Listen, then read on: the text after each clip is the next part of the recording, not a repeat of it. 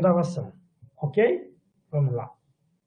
Ô Daniel, como você vai iniciar, eu já lhe tornei apresentador. Aí ali embaixo, do lado da webcam, você coloca para compartilhar sua tela, tá?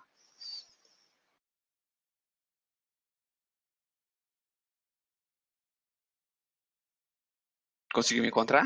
Seu microfone está desligado, tá? Ok, vocês estão vendo? Estão Pronto. vendo minha tela? Sim. Então, Deixa eu só ver e uma quando... coisa, se ele vai... acho que tá aqui. Pronto aí. Tá. Perfeito. Ok. Posso começar? Não, eu vou fazer a apresentação Você primeiro. vai fazer a apresentação? Isso. Tá. Agora saiu, viu, do modo de apresentação. Tá, deixa eu voltar aqui. Opa. Pronto, agora voltou. Perfeito. Só para não sobrecarregar muito, eu vou desligar a minha câmera, meu áudio, enquanto Certo. o Daniel fala. Tá. E aí, quando É bom desligar minha câmera também? Não, pode deixar. eu desligo a minha, Daniel, porque aí quando eu falar, só para não ficar sobrecarregando, Tá. e aí depois eu volto. Perfeito. Como vai ser logo um na sequência do outro, eu vou fazer a apresentação dos dois, tá? Para não ficar... Você começa e depois vai ser a professora Luísa, tá? Então, o Daniel Souza Correia, ele possui graduação em Engenharia de Materiais pela Universidade Federal de São Carlos e doutorado em Ciência e Engenharia de Materiais pela Universidade de São Paulo, USP. E possui também pós-doutorado no Instituto de Física de São Carlos, pela USP. Fez estágio de pesquisa durante o doutorado na Harvard University, nos Estados Unidos, e durante a graduação, eu vou me arriscar a falar, não sei se está certo, viu? Na Friedrich Schiller University, na Alemanha. Ele é pesquisador A da empresa brasileira de pesquisa agropecuária, a Embrapa, desde 2010, atuando na unidade Embrapa Instrumentação. E também é bolsista de produtividade em pesquisa do CNPq.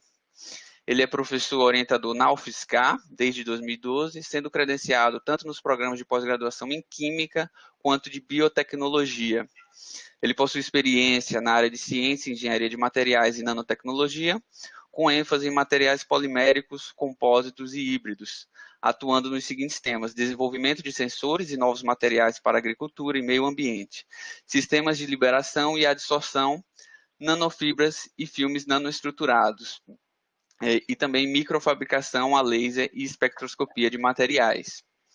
Já a professora Luísa Mim Mercante, que vai apresentar na sequência, ela é graduada em Química Industrial pela Universidade Federal Fluminense, no Rio de Janeiro, com doutorado em Química pela mesma universidade. Durante o doutorado, ela realizou um estágio sanduíche na University of Massachusetts, nos Estados Unidos, e atuou como pós-doutoranda na Embrapa Instrumentação, de São Carlos, no período de 2013 a 2018. Em 2015, a professora Luísa realizou estágio no Instituto Catalão de Nanociência e Nanotecnologia, em Barcelona, e ela possui experiência na área de Química de Materiais e Inorgânica, com ênfase em nanomateriais. Atua principalmente no design de materiais híbridos nanoestruturados para aplicações biomédicas e agroambientais. E atualmente ela é professora adjunta do Departamento de Química Geral Inorgânica do Instituto de Química da UFBA. Então eu vou desligar aqui a webcam e meu microfone e passo a palavra para o Daniel, tá? Boa apresentação. Ok. Bom, vocês me escutam bem? Estão me vendo? Sim. Ok. Então tá bom. Pessoal, é que a hora que eu coloquei no modo de apresentação aqui, ele some da tela do que a gente estava conversando e ele mostra só a minha tela aqui. Mas é o seguinte, pessoal. Bom, então eu vou dar início à minha apresentação, tá? Eu estou trabalhando com 2 monitores, então às vezes eu estou olhando para o outro lado, é porque eu estou olhando para o monitor que tem a apresentação, tá ok? Bom, inicialmente eu gostaria de agradecer pelo convite para ministrar essa palestra, para a gente conversar um pouco, especialmente aí ao Instituto de Química da Universidade Federal da Bahia, na figura do professor Dirceu, e também agradeço a introdução e a professora Luísa, que é a nossa colaboradora aí, vai compartilhar essa apresentação comigo, tá, pessoal?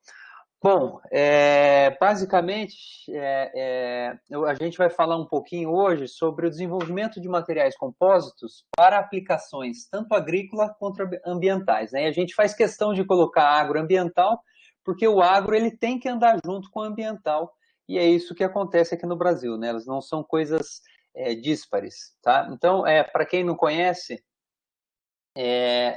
Vocês estão vendo aqui a ponta do mouse? Sim. Tá. Você pode colocar... Ah, pronto, estamos vendo. Estão vendo? Tá. Eu tentei colocar aquele pointer que fica na cor vermelha aqui, mas ele não foi, não. Mas, enfim, essa é a imagem aqui da Embrapa Instrumentação, né? Para quem não teve a oportunidade de ir para São Carlos, eu vou falar um pouquinho mais dela, né?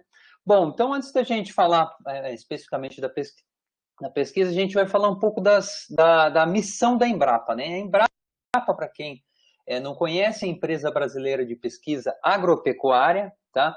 Ela é uma empresa pública de direito privado vinculada ao MAPA, que é o Ministério de Agricultura, Pecuária e Abastecimento. E qual que é a missão da Embrapa, né? A missão da Embrapa é justamente viabilizar soluções de pesquisa, desenvolvimento e inovação para a sustentabilidade da agricultura, né? Então você vê que a agricultura é sempre vinculada com a sustentabilidade, né?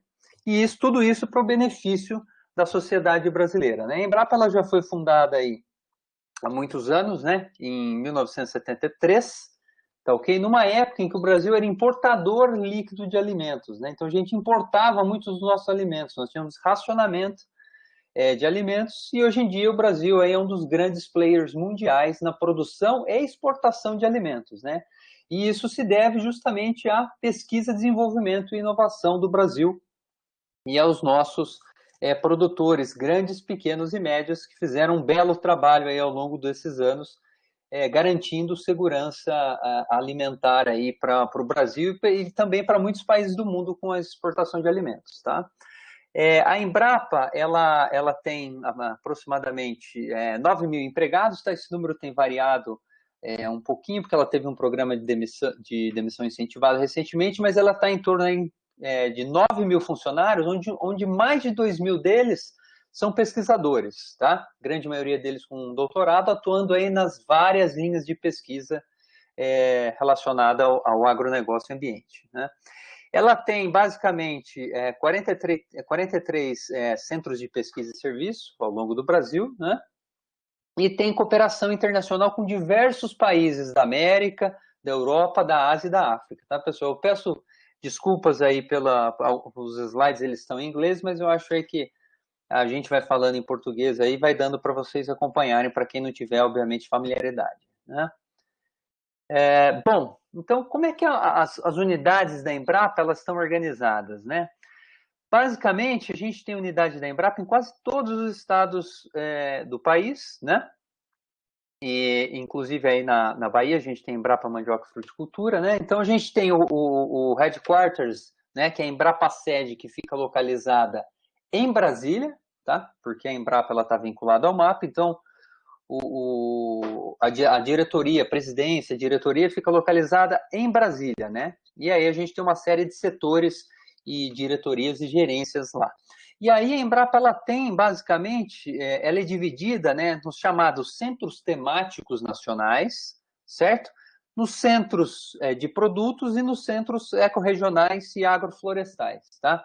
Os centros temáticos, eles basicamente são responsáveis por fazer pesquisas de caráter básico aplicado, né? Então, por exemplo, a gente tem aqui a Embrapa Instrumentação, né? Que eu vou falar um pouquinho mais em mais detalhes para elas.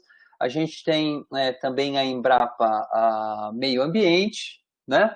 E a gente tem vários outros centros temáticos, Embrapa Centro Recursos Genéticos em Brasília, né? Então essas são centros de pesquisas mais transversais, transdisciplinar, que fazem também pesquisa básica, né?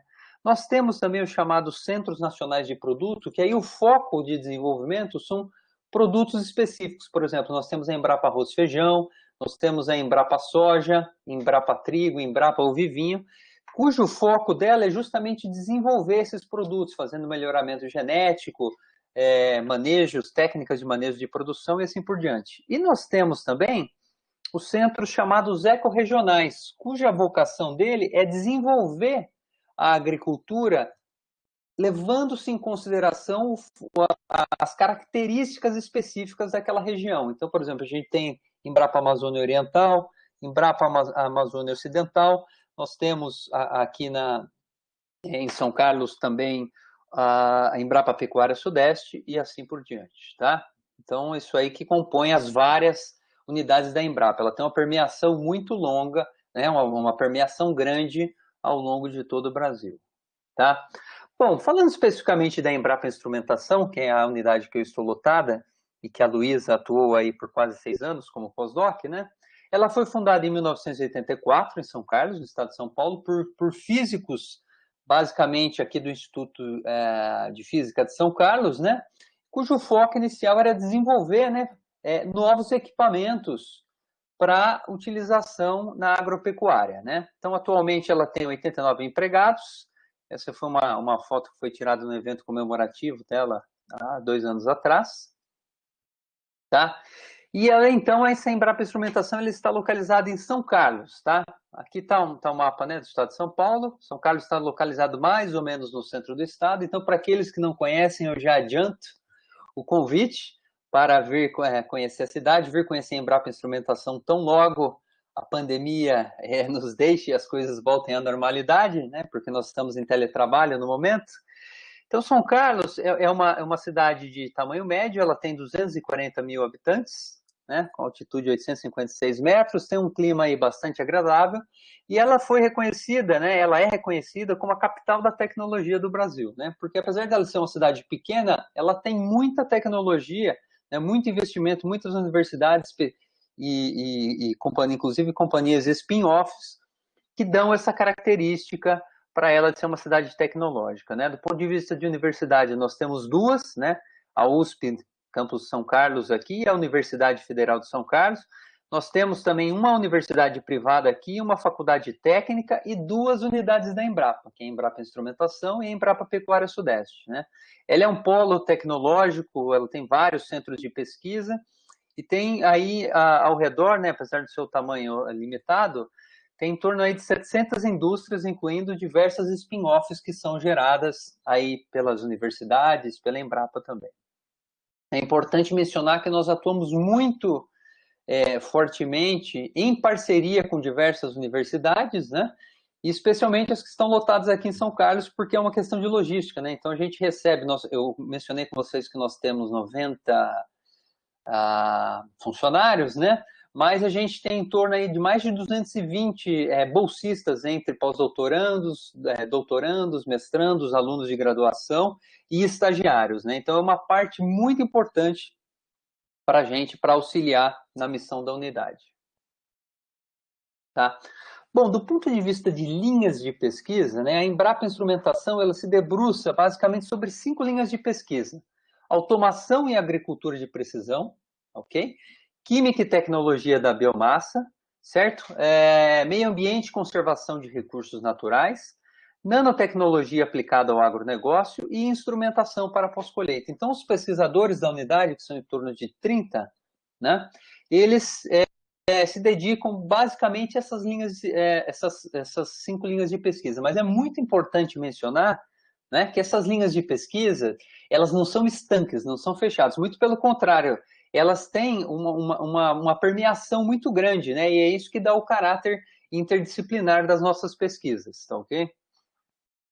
Então, os pesquisadores, eles transitam por essas áreas, né? E aí, dentro aí da Embrapa Instrumentação, né, a gente tem a liderança da rede, a chamada Rede Agronano, que é a rede de nanotecnologia, né, para o agronegócio, tá? Ela é uma rede virtual, né, na qual ela é composta basicamente por 150 pesquisadores de aproximadamente 53 instituições aí espalhadas ao longo do Brasil, instituições de pesquisa, incluindo aí unidades da Embrapa, centros de pesquisa e universidades estaduais e federais, né? Aí, no caso, especificamente, agora a gente tem a professora Luísa aí, que faz parte da nossa rede, né? Ela é liderada, essa rede, pelos pesquisadores Cauê Ribeiro e Luiz Matoso, né? E ela tem recebido aí financiamento de diversas instituições, né? Como da própria Embrapa, FINEP, CNPq, MCTI, FAPESP. Então, ela é uma rede virtual que congrega todos esses pesquisadores para realização de parcerias para desenvolvimento de pesquisa em nanotecnologia, tá ok? Mas quais que são as principais linhas de pesquisa que a gente desenvolve aqui na rede Agronano, né? Bom, basicamente são 6 linhas de pesquisa principais, tá? Aqui, inclusive, está o website da rede Agronano. eu sugiro para quem quiser procurar, é só digitar no Google Rede Agronano que vocês vão ser levados para o site. Tá? Do ponto de vista de linhas de pesquisa, as principais que nós temos são basicamente desenvolvimento de sensores e biosensores, tá, ok? Para aplicação na agricultura e meio ambiente, para avaliação de pesticidas, contaminantes, avaliação da qualidade de alimentos, isso a gente vai explorar mais especificamente na nossa apresentação hoje. Nós temos também a parte de desenvolvimento de filmes finos e recobrimentos e coberturas comestíveis, né, para recobrir alimentos, aumentar o tempo de prateleira, garantir que a pessoa está consumindo um fruto seguro, né, sem contaminação por fungos, bactérias. E tem toda a parte de desenvolvimento de embalagens também, né? Desenvolvimento de bio-nanocompósitos, que basicamente são nanocompósitos na qual a gente emprega, por exemplo, diversos tipos de biopolímeros baseados em celulose, ectosana, para aplicação diversas, né? Nanomateriais, novos nanomateriais, especialmente nanopartículas inorgânicas e inorgânicas para a aplicação no agro e meio ambiente, por exemplo, desenvolvimento de catalisadores para degradação de pesticidas, sistemas de liberação lenta e assim por diante, né? E um aspecto também que é muito importante quando a gente está falando em nanomateriais se refere à parte de aspectos de nanotoxicidade. Então, essa é uma linha de pesquisa bastante importante na rede, na qual nós temos grupos de pesquisa, e a gente atua em colaboração com eles, né? Para fazer a avaliação da toxicidade dessas nanopartículas, desses nanomateriais, nanofibras, enfim, e saber se eles têm podem gerar algum problema toxicológico, tá? E uma coisa também, um aspecto muito relevante, é que dentro aqui da Rede Agronano nós temos trabalhado fortemente em parceria com o setor produtivo, né? Por quê? Porque além de gerar conhecimento básico, artigos científicos em revistas, em boas revistas, né, e patente, a gente quer transferir muitas dessas tecnologias. E a Embrapa, como uma empresa pública, né, do setor do agronegócio, o foco dela realmente é o aumento melhor aumento da produtividade, né? Então, isso é muito importante para que a gente desenvolva essas tecnologias e faça a transferência para o setor produtivo. E aí não são só grandes empresas, a gente trabalha muito próximo também de empresas pequenas, de médio porte, e spin-offs também, que muitas vezes desenvolvem alguma tecnologia, algum ex-aluno desenvolve uma tecnologia na unidade da Embrapa, né? Não só na unidade de instrumentação, mas em todas as unidades da Embrapa, e algumas vezes dá certo dele abrir uma empresa, então, uma startup para começar um novo negócio. Ok? Bom, basicamente, dentro daquelas várias linhas de pesquisa, a gente vai focar hoje, mais especificamente, nas linhas de pesquisa que eu tenho atuado mais fortemente, que a Luísa também atuou enquanto Embrapa e vai continuar atuando agora como professora da UFBA, né? Que se refere ao desenvolvimento de novos materiais e sensores, né? E aí a gente tem trabalhado com 3 aplicações básicas aí para o desenvolvimento desses novos materiais, tá? Desenvolvimento de sistemas de liberação lenta para aplicação agroambiental, e nós vamos dar uma série de exemplos aí para vocês. Sensores para aplicação na agricultura, né? E membranas nanofibrosas para tratamento de remoção de poluentes, né? Remediação de poluentes em água. Muito bem. Então, do ponto de vista de nanoestruturas compósitas, né? Por que é interessante você trabalhar com material compósito e nanocompósito, na qual um deles está na fase nano, né? Porque você pode combinar as propriedades desses materiais. Então, se de repente você fazendo um material compósito, você combina, por exemplo, a flexibilidade mecânica de um determinado material específico, certo? Com a resistência à corrosão de um outro material. Então, quando você combina esses materiais compostos, a ideia é que você tenha, na verdade, um efeito sinérgico de propriedades para que esse produto, esse material composto final, apresente a propriedade de interesse, tá ok? Então, a gente tem trabalhado com diferentes tipos de materiais, né? Materiais poliméricos convencionais, como poliácido lático, quitosana, né, um biopolímero, poliamida, policaprolactona. Os termoplásticos convencionais também, polietileno, polipropileno. E a gente tem trabalhado bastante também com polímeros condutores, fazendo blenda com esses materiais poliméricos, ou muitas vezes combinando ele com nanomateriais inorgânicos para a produção de materiais híbridos, né? Então, polímeros condutores, eles basicamente são plásticos que conduzem eletricidade, né? E aí você tem polianilina, PEDOT, polipirrol e muitos outros materiais poliméricos, né? Nós temos trabalhado bastante também com materiais carbonáceos à base de carbono, nanotubos de carbono, grafeno oxidado, reduzido, e esses materiais são muito interessantes porque eles apresentam propriedades elétricas e ópticas, né, no caso de quantum dots de grafeno, que são muito interessantes para a parte de sensores, né.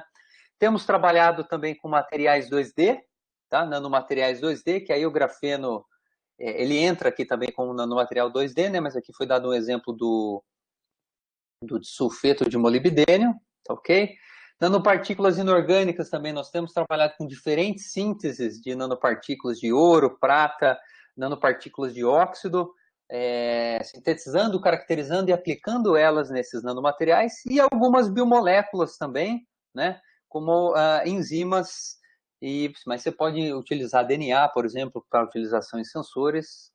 E então a ideia é que para produzir o nanocompósito você vai fazer a combinação desses materiais para atingir sua propriedade final de interesse. Obviamente, né, essa não é uma tarefa muito simples, né, não basta simplesmente combinar os materiais, né, você tem que estudá-los, investigá-los e inclusive verificar se eles são compatíveis, né, do ponto de vista de interface, se o material compósito final que você está obtendo tem propriedades boas ou não, tá? E aí, como é que a gente tem combinado esses materiais? Bom, tem uma série de técnicas que a gente emprega para produzir esses materiais nanocompósitos. Um dos métodos que é bastante comum é a técnica de casting, tá? Que é basicamente uma técnica de derramamento de uma solução numa superfície. Você deixa o solvente evaporar e aí no final você tem um filme. Ela é uma técnica, digamos assim, um pouco mais rústica, porque você obtém filmes, geralmente são filmes um pouco mais espessos, né? Mas aí se você quiser filme mais fino, você pode empregar a técnica de spin coating, por exemplo. Tá? Outra técnica que é muito utilizada é a chamada técnica de automontagem camada por camada, tá? Essa técnica, basicamente, você emprega polieletrólitos, tá? Que basicamente são macromoléculas na qual, quando você coloca ela em solução, ela vai adquirir carga, né, positiva ou negativa, e aí, por interação eletrostática, você consegue fazer sistemas multicamadas. Você consegue fazer sistema monocamada, bicamada, né? Ou eventualmente com 30, 40 monocamadas, né? Tá? Ela é uma técnica que foi desenvolvida em 1966 por Euler. Naquela época ele trabalhou basicamente com monocamadas de látex, né?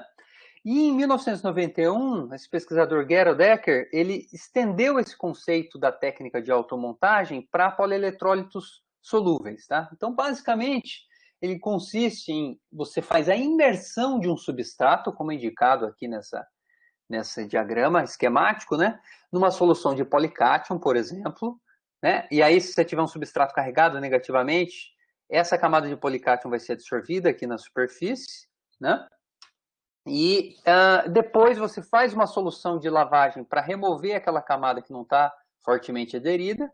Aí você faz a inserção do substrato numa solução contendo poliânion, que vai ter carga negativa, e por interação eletrostática, então, ele vai ser absorvido aqui na superfície. Depois você faz a solução de lavagem para remoção dessa camada. Então, repetindo esse processo, né, você consegue produzir aí filmes de múltiplas camadas, cada um deles com uma composição específica, se assim você desejar, ok? Muito bem. Outra técnica que nós temos empregado bastante do grupo, e a Luísa deu uma contribuição enorme lá no grupo com a gente, né, publicou vários artigos nessa linha, é a técnica de eletrofiação, tá? A técnica de eletrofiação, ela é basicamente uma técnica na qual você consegue produzir fibras poliméricas a partir de uma solução polimérica, tá ok? Você tem diversos processos de produção de fibra, né? Fiação convencional, na qual você funde o polímero, mas essa é uma técnica diferente porque você faz a dissolução do polímero e ela permite, através da aplicação de um campo elétrico intenso, produzir fibras que são tem diâmetro da ordem de nanômetros. Então, são fibras realmente muito pequenas, né? Você consegue produzir fibras aqui, por exemplo, que tem um diâmetro 1000 vezes menor do que um fio de cabelo. A gente não colocou a imagem aqui para ilustrar, tá? Mas, basicamente, então, o que você faz? Você pega a sua solução polimérica, dilui o seu polímero, certo? Você, empregando o solvente adequado, você faz a dissolução desse seu material e aí você aplica um campo elétrico intenso aí, tá? E qual que é a tensão, geralmente, que a gente trabalha quando a gente está falando de eletrofiação? São tensões bastante altas, né? Podem chegar a 25 mil, 30 mil volts, né? E aí, então, conforme você aplica essa tensão, as gotículas, né? Geralmente você tem uma bomba de injeção aqui que empurra o êmbolo da sua seringa, então a solução ela vai saindo, ela forma uma gotícula aqui com uma vazão bem baixa. A gente tem, pela aplicação desse campo elétrico, a gente tem a formação de uma estrutura que é chamada cone de Taylor, e aí essa gota de solução polimérica ela vai ficando carregada eletricamente pela aplicação do campo elétrico, e chega uma hora que a força de repulsão eletrostática ela suplanta a força de coesão molecular, e aí você tem a ejeção de uma gota, né?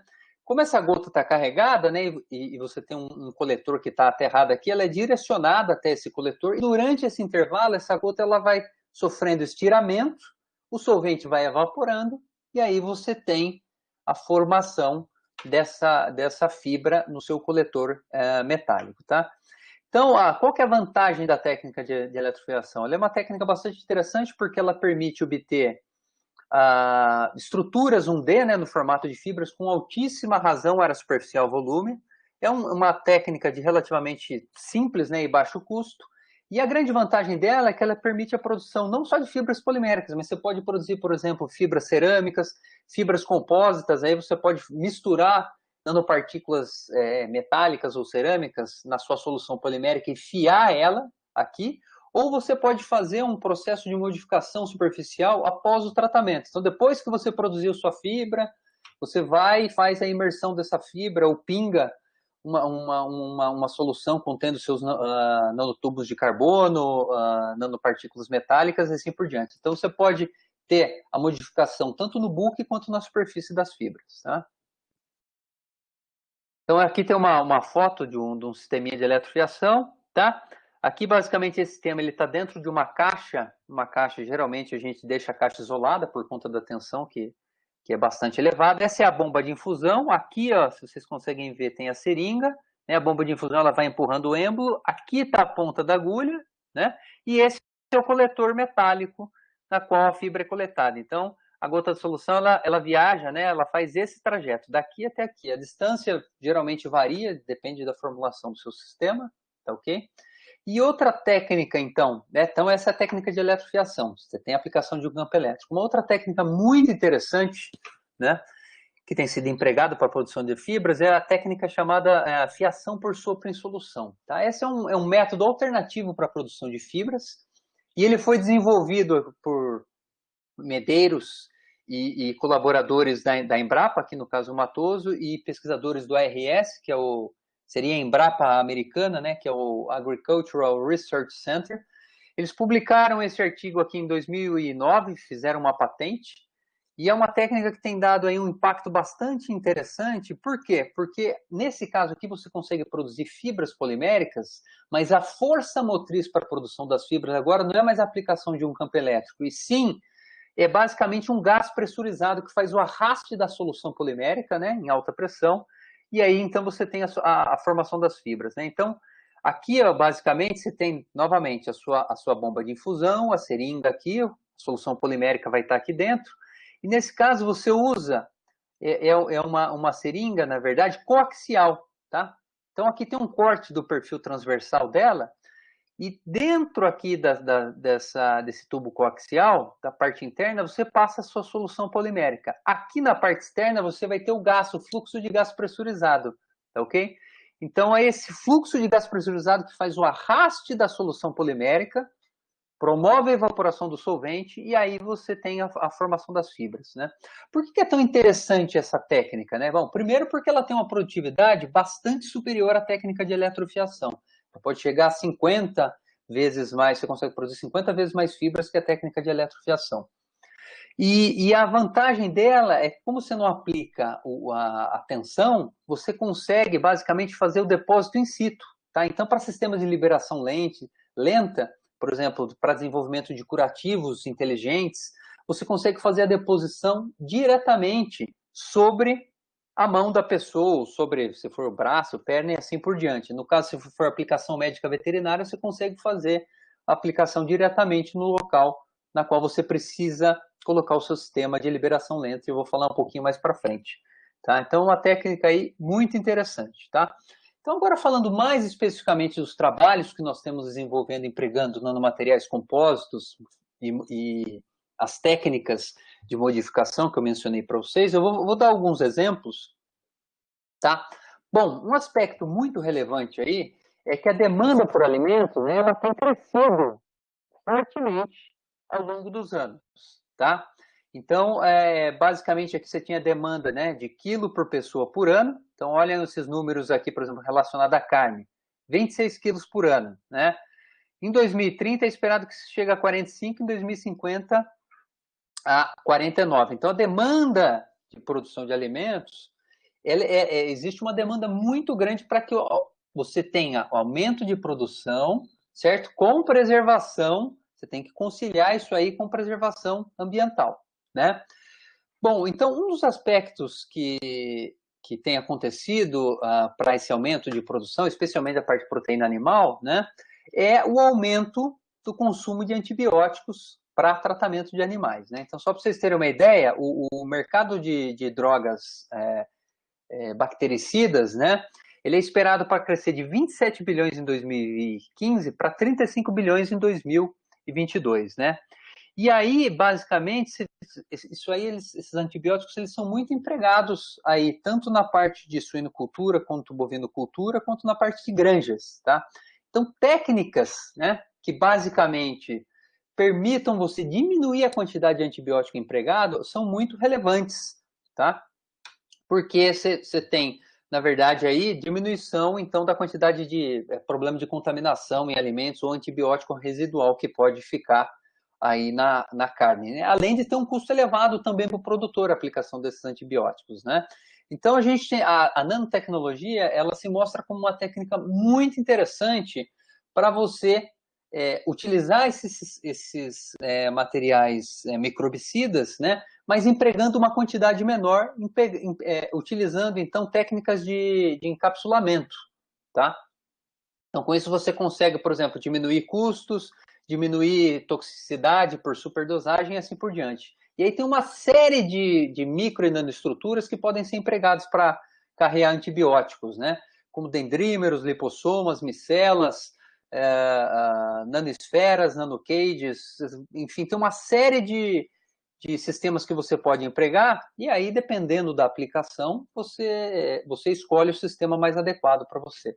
Eu vou dar aqui, que eu acho que eu estou até falando demais, por conta do tempo, eu vou tentar ser bem breve aqui, em 3 exemplos que nós fizemos aqui, empregando nanofibras membranas, aquelas nanofibras produzidas ou por eletrofiação ou fiação por sopro, né, que apresentam propriedades bactericidas, né? Então, o primeiro exemplo são basicamente nanofibras contendo antibióticos, né, no qual o antibiótico, nesse caso aqui, ele foi disperso no bulk da nanofibra, né, e não na superfície. Tá? Então, basicamente, esse é um trabalho. A motivação para ele foi porque a cloxacilina é bastante empregada para tratamento de mastite bovina, e nesse caso, nós empregamos, então, para a produção das fibras, o polímero, uma blenda de polímero comercial da BASF, que é o Ecovil, que ele é basicamente uma blenda de PBAT com poliácido lático, aqui estão as estruturas químicas dos materiais, né? E a gente empregou a cloxacilina benzatina, tá? Aqui está a estrutura química dela. Essa cloxacilina, ela tem uma ação muito forte contra bactérias gram-positivas, e ela é bastante empregada para tratamento de mastite bovina. Mastite bovina, basicamente, é uma inflamação bastante comum que acomete o gado leiteiro, né? E ela, por ser uma infecção bactericida, né, ela causa perdas econômicas e diminuição da produtividade do leite, né? Então, muitas vezes, o antibiótico ele é injetado diretamente na glândula mamária, né? Aqui a gente propôs, então, um sistema na qual essas nanofibras elas podem ser aplicadas como um curativo no úbere do animal, e aí, então, você tem a liberação do antibiótico de forma lenta, tá? Aqui tem uma imagem de uma manta dessas nanofibras que a gente obtém. Ela parece um pouco, para quem nunca trabalhou com esse sistema, ela fica com aquele aspecto daquelas fitas de teflon que a gente usa para tapar vazamento de água, né? Então, ela tem esse aspecto aqui, mas a hora que a gente olha no microscópio eletrônico de varredura, a gente vai ver uma manta de nanofibras aí, certo? Uma malha, parece um espaguete, uma macarronada, né? Então, esse sistema que a gente produziu, ele foi caracterizado aqui por diversas técnicas, eu não vou entrar muito em detalhes, e aí a gente avaliou a eficiência bactericida desse sistema contra Staphylococcus aureus, né? A gente tem trabalhado com diversos tipos de bactérias, mas nesse caso a gente fez o ensaio contra Staphylococcus aureus, porque ela é uma das principais bactérias causadoras de mastite, né? E aí o que a gente observou é que a nanofibra, basicamente, sem antibiótico, ela não apresenta atividade bactericida, enquanto as nanofibras que foram produzidas com antibiótico no bulk, né, aqui no caso 10% e 20%, elas apresentaram forte propriedade bactericida, né? Então esse é um ensaio de disco de fusão, e aqui a gente vê que não teve, então, crescimento da colônia, tá? A gente estudou também o perfil de liberação da cloxacilina. Então, dependendo do pH do meio, você pode ter liberação que ela pode ser mais rápida ou mais lenta, né? E o que a gente observou, no caso, é que no pH 7.3, né, que simula o ambiente fisiológico, a liberação em si ela foi muito mais rápida. Ó. Com alguns poucos minutos, a gente tinha basicamente 25% da clox liberada. Quando a gente trabalhou com pH 5.5, que é um ambiente mais ácido, né, e que simula um ambiente inflamado, a gente vê que a liberação ela acabou sendo muito mais lenta. Ó. Então, com quase 70 minutos, a gente tinha liberado só 4% de clox, e aí a liberação ela fica bem mais lenta. Né? O que a gente observou também que é interessante é que a gente tem sempre essa característica aqui da liberação mais rápida, que é um burst release, que está relacionado à presença do fármaco, que está mais próximo da superfície, e depois você tem um processo aqui que é mais lento, tá? Que está relacionado à difusão da droga que está mais dentro do bulk da fibra, e ele é liberado, então, de forma mais lenta, tá? A gente fez toda a caracterização da liberação, da cinética de liberação desse sistema, empregamos um modelo aí que é bastante comum, que é o do Kossmayer-Peppas, e aí, então, a gente conseguiu determinar qual que é o mecanismo de liberação, se é o mecanismo de liberação fickiano ou não fickiano, tá?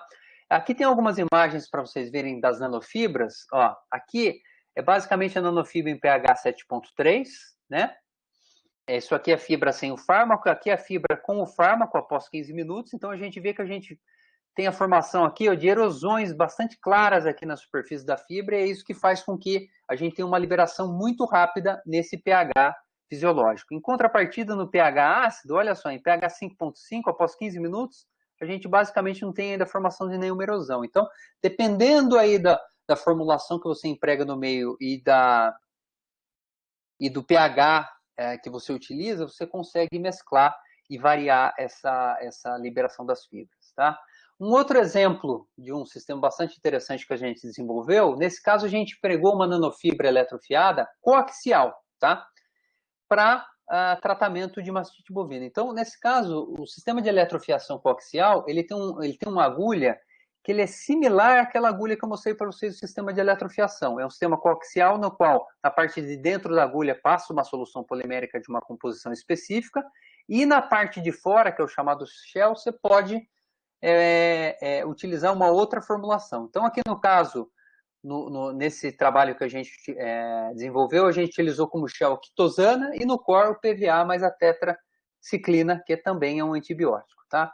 Agora, por que o interesse em desenvolver sistemas para periodontite? Porque a periodontite é um problema muito sério, né?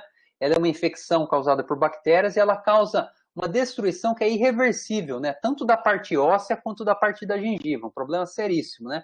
Existem alguns tratamentos para regeneração de tecido guiado, eles são bastante caros, muitas vezes com material importado, então a gente tentou desenvolver um sistema aqui para ser como se fosse um substituto a esses sistemas importados, né? Esse foi um trabalho que foi desenvolvido em parceria com a professora Carla Fontana, da Unesp, da Faculdade de Odontologia, né? E por que a gente empregou a quitosana, então? A quitosana é um material muito interessante, porque ele é um material biodisponível, né? Um biopolímero que ele é extraído da casca de crustáceos, e então tem uma quantidade muito grande dele. Ele tem atividade antimicrobiana, é não tóxico, biocompatível e biodegradável, né? O problema da quitosana é que ela é difícil de ser eletrofiada, pura, né? Então, basicamente, a ideia de você trabalhar e de você dissolver outros fármacos nela também não é uma coisa muito simples. Então, a ideia de você trabalhar com esses sistemas coaxiais é justamente superar esses problemas pontuais, né? Então, aqui tem algumas imagens de microscopia eletrônica de transmissão dessas fibras que nós produzimos. Olha que bonito aqui, vocês conseguem ver, tá? Essa é a fibra como um todo. Você tem a parte interna aqui dela, então ele fica um sistema bifásico bem característico, né? Isso aqui é como se fosse basicamente um raio-x da fibra, né? Então você tem a parte interna que contém o PVA e o antibiótico e a parte externa que contém a quitosana, né? Então a gente fez toda a parte de caracterização mecânica para saber se do ponto de vista de elongação na quebra e resistência à tensão o material preservava suas propriedades, né? A gente fez também estudos de toxicidade para saber se esse sistema não se tornava tóxico, né? Então, aqui no caso, a gente usou fibroblastos como modelo. E aí a gente fez os testes de eficiência antibacteriana, empregando aquele teste de fusão, na qual a gente coloca aqui um pedaço da nossa manta de nanofibra, certo? E aí a gente, então, faz, então, aqui a gente coloca o caldo contendo as nossas bactérias. E qual bactéria que a gente empregou nesse caso aqui, ó? Toda essa parte de ensaio foi feita na Faculdade de Odontologia pela professora Carla Fontana e sua equipe, né? Mas, ó, as bactérias que causam periodontites não é uma só, é um pool de bactérias, né? É um pool de bactérias. E nesse caso aqui, esse pool de bactérias, ele foi extraído, tá? De bolsas gengivais de pacientes que tinham periodontite, tá? Então, eles foram extraídos, as bactérias foram cultivadas, e aí o que a gente observa, então, é que nos sistemas coaxiais que tem a tetraciclina, né? A gente não observa aqui a formação, as bactérias não conseguem, então, ficar próximo da manta de nanofibra, e isso aí indica, então, que essa região aqui, a gente não tem bactérias, então ele se mostra como um sistema bastante eficiente para tratamento de periodontite. Por último, aqui, pessoal, eu gostaria de dar um outro exemplo que nós desenvolvemos, que são nanofibras, basicamente contendo nanopartículas de prata, que são sistemas SMART, tá? SMART por quê? Porque eles são curativos inteligentes, que eles podem ser ativados por um estímulo externo. Aqui, no caso, foi a luz que nós desenvolvemos. Foi a luz que nós empregamos para desenvolver esse sistema, tá? Então, basicamente, a ideia desse trabalho você tem nanopartículas de prata, você coloca essas nanopartículas de prata em nanocápsulas e também nas nanofibras, tá? Então, você vai ter um sistema híbrido aqui formado por nanofibras e nanopartículas. E aí, o que é interessante é que você pode liberar a prata, então, empregando uma fonte de excitação, né? Por que é interessante isso aí? Porque você consegue ter um controle muito maior de quando o seu agente microbicida vai ser liberado. E mais importante que isso, você consegue fazer a liberação da prata pontualmente, né? De repente, só num ponto específico da ferida, aquele que será iluminado pela luz, tá? Então, primeiro a gente fez a síntese de nanopartículas, de nanocápsulas contendo nanopartículas, né? A gente adaptou uma metodologia que já estava descrita na literatura, e aí a gente empregou, então, basicamente a quitosana com a anilina, né? Para fazer as cápsulas, e as nanopartículas de prata, então, ficaram dentro desse sistema. E a ideia é que, basicamente, a hora que você incide a luz, você tem a liberação da prata, né? Então, aqui tem uma imagem de de microscopia eletrônica, na qual você consegue ver, ó, então aqui mais ou menos o tamanho das cápsulas está em torno de 78 nanômetros, mais ou menos 19, né? Então, aí varia em torno de 60 a 100 nanômetros. Mas a gente vê uma cápsula aqui, ó, e dentro dessas cápsulas, esses pontinhos mais claros aqui, são as nanopartículas de prata, tá? Então, a cápsula ela tem basicamente aqui, a gente fez potencial zeta e espalhamento de luz também, né, para medir o tamanho delas em solução, que está em torno aí de 80 nanômetros. E aí, basicamente, a experimentação que a gente fez, a gente fazia incidência, incidia luz sobre esse sistema, certo? Esse sistema, então, as cápsulas, elas degradavam nessas cápsulas de quitosana com anilina, e aí você tem a liberação da prata no meio. Como é que a gente fazia o monitoramento da liberação da prata? Por absorção UV-Vis. A prata, nanopartícula de prata, ela tem uma absorção aqui em torno de 400 e poucos nanômetros, referente à sua banda de plasma. Então, aí a gente ia monitorando, né, essa banda de plasma da prata conforme o tempo de excitação e o tempo de liberação dessas nanopartículas, tá? Aqui tem uma outra imagem bastante interessante também, na qual a gente mostra, são nanofibras aqui específicas de policaprolactona, tá? E a hora que a gente olha aqui, ó, dá um zoom maior, a gente vê as nanocápsulas, ó, depositadas em cima dessas nanofibras, né? Ficam parecendo pequenas verrugas que a gente tem em cima das nanofibras, mas são as nanocápsulas que estão aqui, né, dentro da nanofibra, e dentro dessas nanocápsulas você tem a nanopartícula de prata. Então, olha só, antes da irradiação a laser, a gente vê as nanocápsulas. Após a irradiação em 405 nanômetros, as nanocápsulas desaparecem. Por quê? Porque elas são degradadas e aí elas não são mais mostradas aqui na imagem e a prata, então, já está liberada aqui na superfície do sistema. Tá? Então, a gente fez aí novamente, para avaliar a eficiência bactericida desse sistema, nós empregamos aqui, no caso, 2 tipos de bactérias, né? Gram-positiva, Staphylococcus aureus, e a gram-negativa, E. coli.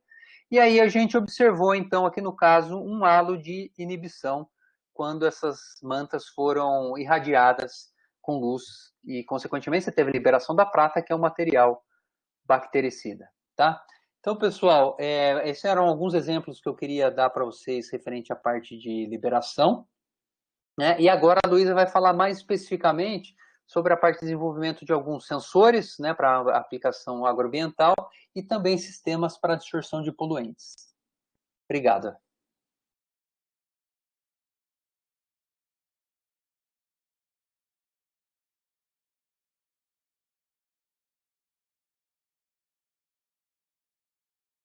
Luísa, eu vou desligar minha câmera e meu microfone aqui também, tá? Tá bom, Daniel, obrigada.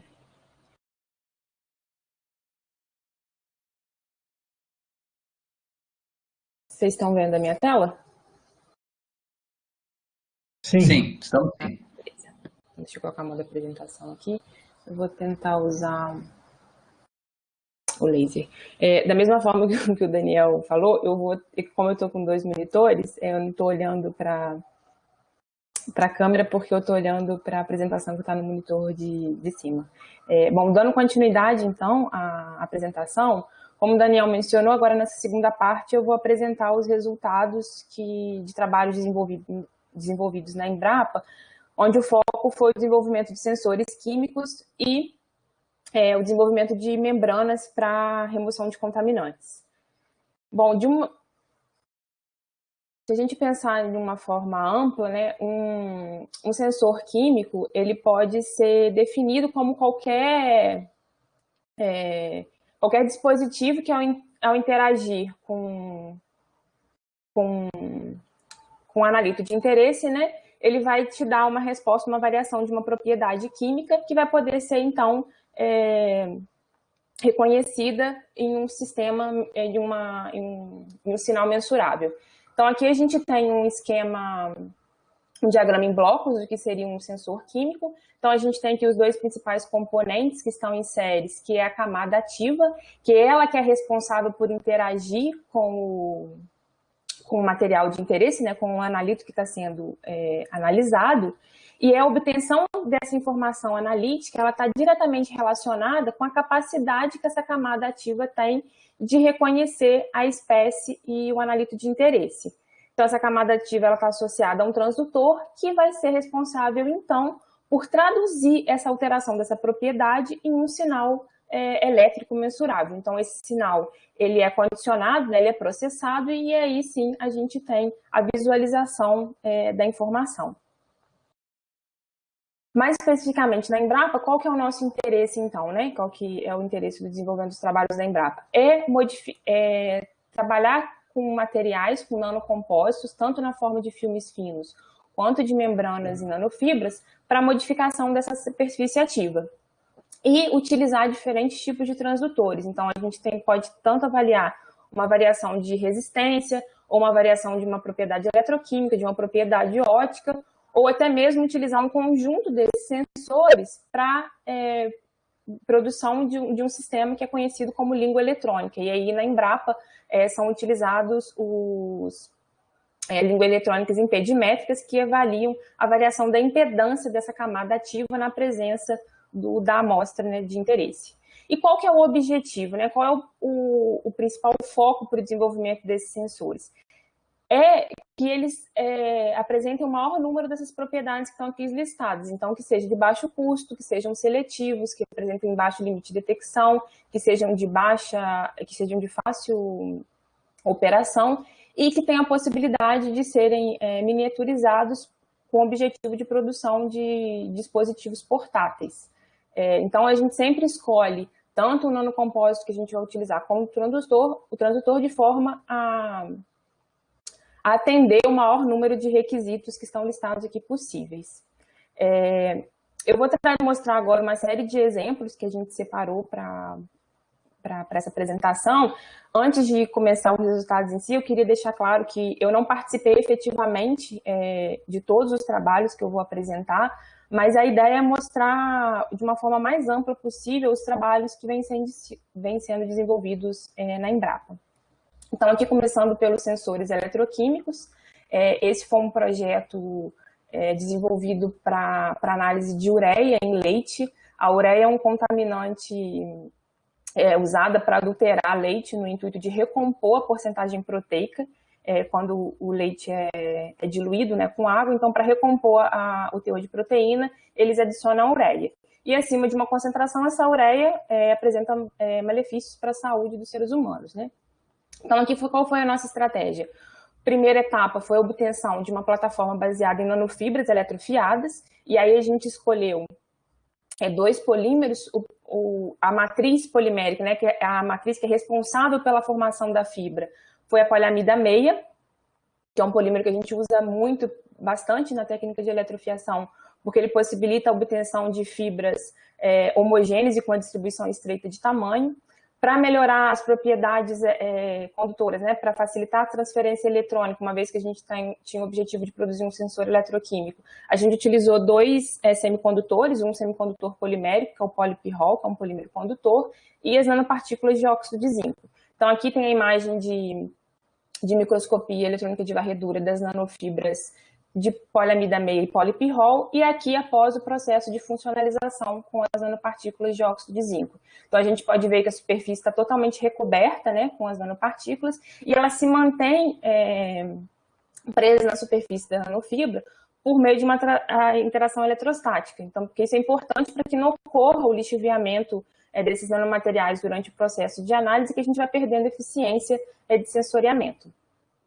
Então, como o Daniel mencionou no início, não é fácil, né, essa escolha de material, como é que a gente garante que isso vai ter uma melhora de propriedade, como a gente garante realmente que esse nanomaterial está sendo formado. Então, a gente emprega diferentes técnicas para o monitoramento disso.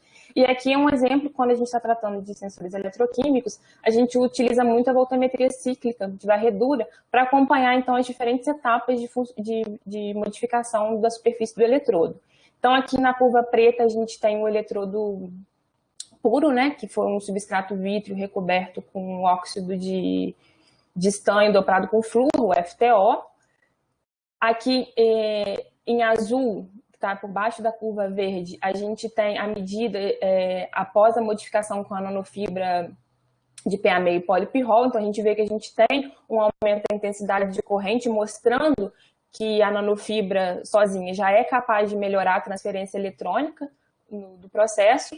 Quando a gente adiciona um outro material, o semicondutor, né, que é as nanopartículas de óxido 5, a gente tem um aumento ainda maior dessa corrente. E aí, quando a gente imobiliza, o nosso intuito aqui era ter um sensor seletivo, então a gente utilizou a estratégia de imobilizar uma enzima para ter um biosensor, que foi a urease, que é específica para a detecção de ureia. E aí, então, a gente volta para... A gente tem uma diminuição, novamente, da corrente, mas é por conta da natureza isolante da enzima. Então, essa plataforma ela foi utilizada para detecção de ureia em amostras tanto de água quanto de leite, e as medidas foram feitas por impedância eletroquímica. Então, aqui a gente tem as diferentes curvas, né? À medida que a gente vai aumentando a concentração da ureia, a gente tem um aumento dessa resistência de transferência de carga entre a solução que está sendo analisada e a superfície do eletrodo. A partir desses dados, a gente consegue construir uma curva de calibração, que vai de aqui 0,1 miligramas por decilitro, é a mesma coisa que 1 ppm, né? Então, a gente vai de 1 ppm até 300 ppm de ureia. E o limite de detecção aqui obtido foi de 0,1 ppm. Então, a gente consegue detectar até 0,1 ppm de ureia utilizando essa plataforma sensorial. E aqui, como eu mostrei, o nosso intuito era obter uma plataforma seletiva. Então, tem os testes de seletividade. A gente utilizou 3 interferentes que são comumente que atrapalham, né, que interferem na detecção de ureia, que é o ácido ascórbico, o ácido úrico e a glucose. Então, a gente pode ver que esses 3 interferentes, eles não atrapalham na medida da ureia com essa plataforma sensorial. Um outro exemplo de plataforma para um sensor eletroquímico foi feita à base também de nanofibras de poliamida 6, só que agora essas nanofibras elas foram funcionalizadas com um nanocompósito baseado em nanocristais de celulose modificados com óxido de grafeno reduzido. A Embrapa Instrumentação, né, ela tem uma grande experiência na obtenção desses nanocristais de celulose que podem ser extraídos por diferentes fontes renováveis, e eles apresentam aplicações em diferentes setores. E uma das alunas de doutorado do Daniel, que foi aqui, a Silene, o trabalho dela de doutorado foi desenvolver diferentes tipos de plataformas sensoriais utilizando compostos baseados nesses nanocristais de celulose. Então, a primeira etapa do trabalho dela foi desenvolver um nanocompósito de nanocristais de celulose e óxido de grafeno reduzido. Para propriedades, quando a gente está falando de sensor elétrico e eletroquímico, a forma que é melhor de ser utilizado o grafeno é na sua forma reduzida, porque é nela que a gente tem a estrutura π mais estendida, que vai ter, então, as propriedades condutoras.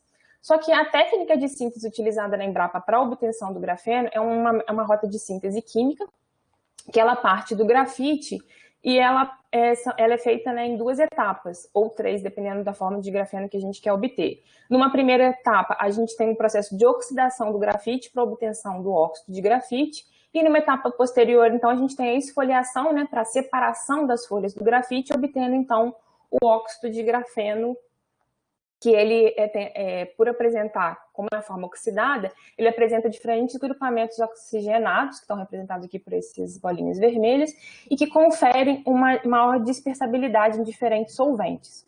No entanto, como eu mencionei, o interesse para a propriedade, para um sensor eletroquímico, por exemplo, é a sua forma reduzida. Só que como a gente reestabelece numa posterior etapa de redução a estrutura π do grafeno, ele tem a tendência de interação, né, por interação π-π entre as folhas de grafeno, e esse material deixa de ter a propriedade, a estrutura 2D, que é interessante, e aí perde um pouco das suas propriedades. Então, o que no trabalho eles fizeram? Eles sintetizaram o óxido de grafeno e reduziram o óxido de grafeno, o óxido de grafeno reduzido, né, já na presença dos nanocristais de celulose. Então, em uma única etapa, você tem a formação do compósito e os nanocristais de celulose apresentam a propriedade também de reduzir o óxido de grafeno ao óxido de grafeno reduzido. Então, aqui a gente tem a imagem de microscopia eletrônica do compósito, então a gente consegue ver essa estrutura que é conhecida como véu de noiva, né, característica do grafeno, e aqui os nanocristais de celulose. Então, numa etapa posterior, esse compósito foi utilizado para funcionalizar a superfície das nanofibras de poliamida meia. Então, aqui a gente tem a fibra antes da funcionalização e após a funcionalização.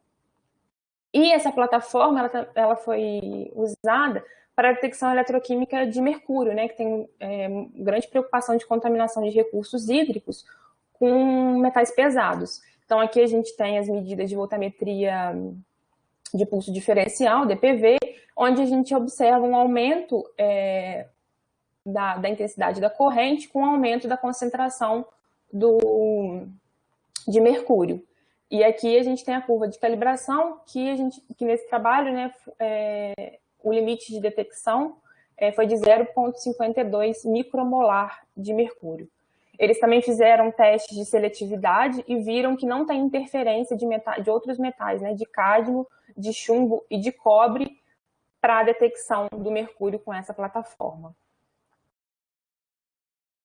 Também, lá na Embrapa, são desenvolvidos sensores ópticos, né? Então, que aí o meio de transdução vai ser, a gente analisa alguma propriedade óptica do material que é utilizado como camada sensorial.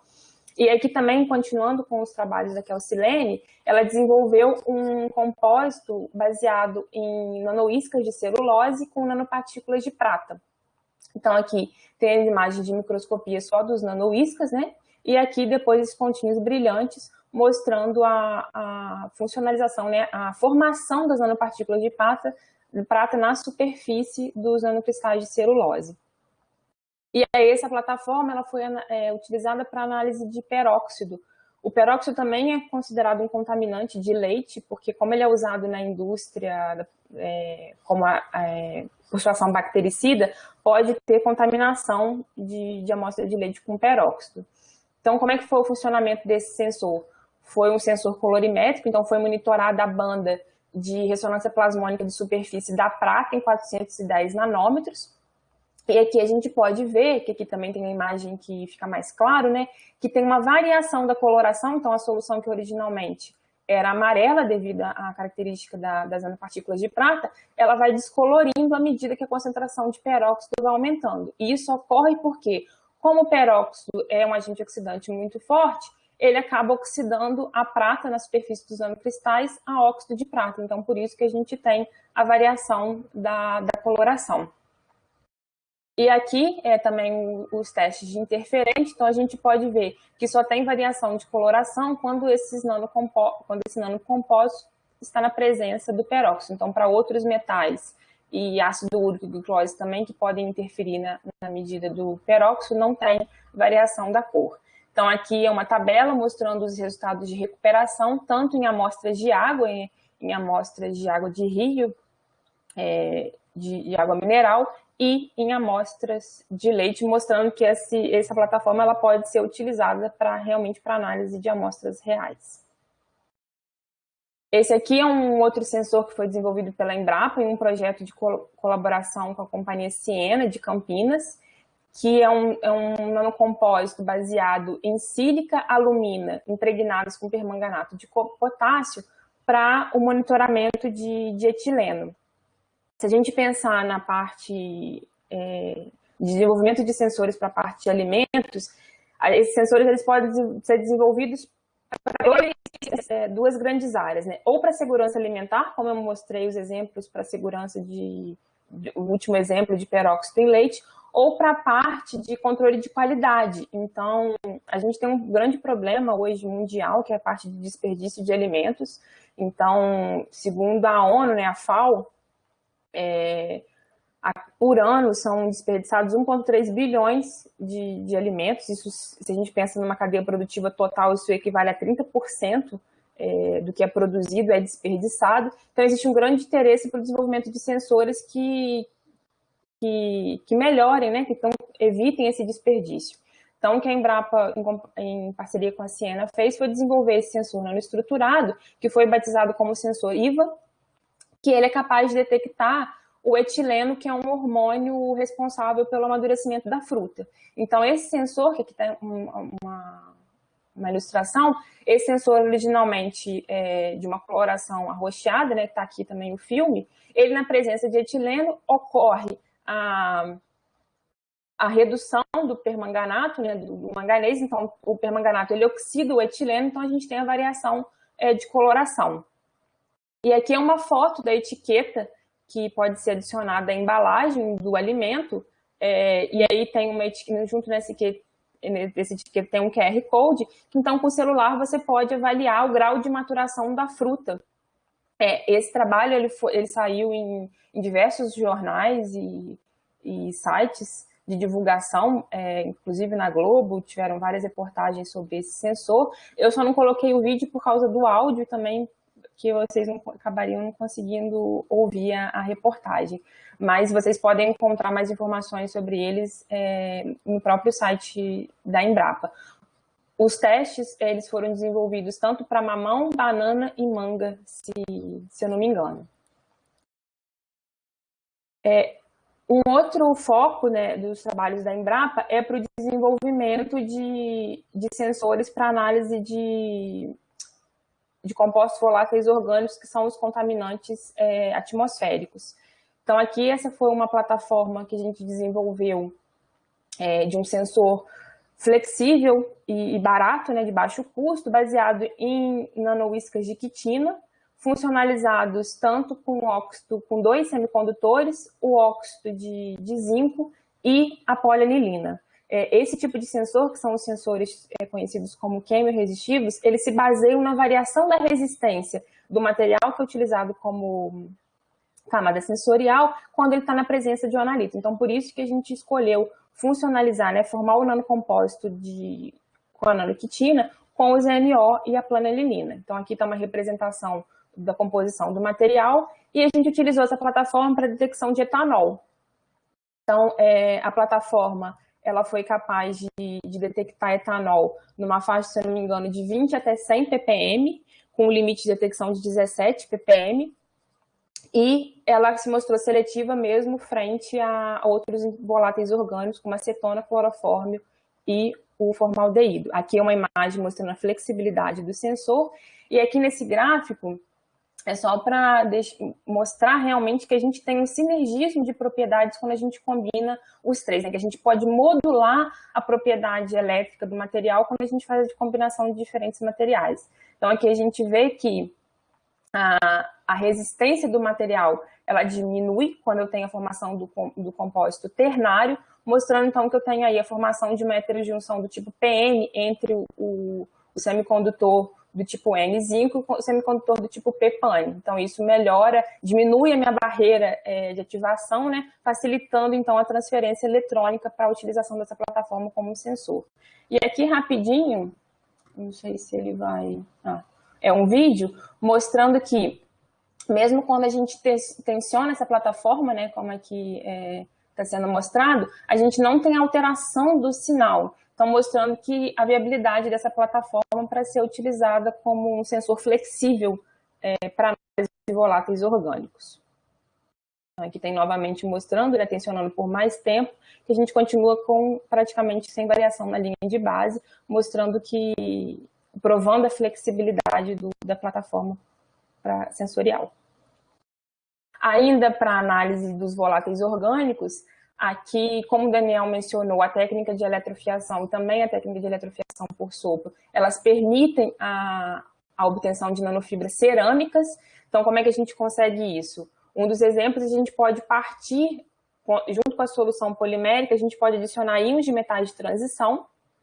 Então, a gente faz a obtenção da fibra, né, polimérica com esses íons, e depois, para uma etapa posterior de tratamento térmico, a gente obtém, então, essas estruturas 1D de óxidos metálicos. Então, aqui, essa é a imagem de microscopia após esse tratamento térmico. Então, a gente partiu de uma fibra de PVP contendo íons de índio, e após calcinação, então, a gente obtém essas estruturas 1D que são formadas por uma aglomeração, né, que está mostrado aqui na microscopia eletrônica de transmissão dessas imagens, que, na verdade, essas estruturas são formadas por nanopartículas que estão unidas, formando uma estrutura estendida.